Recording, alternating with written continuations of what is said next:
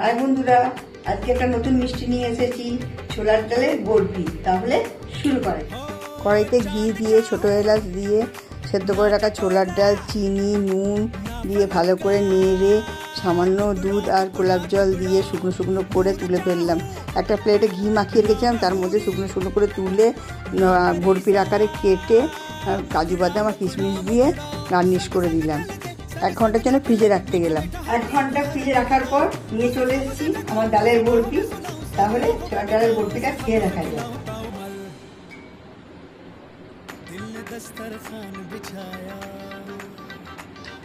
একটুখানি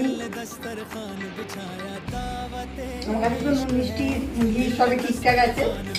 আর এগুলো পুরোনো দিনের রান্না, আপনাদের জন্যই আমি নিয়ে আসি। আপনাদের যদি ভালো লাগে আমার চ্যানেলটা সাবস্ক্রাইব করবেন, লাইক কমেন্ট শেয়ার করতে ভুলবেন না, আর বেল আইকনে ক্লিকটা করে দেবেন।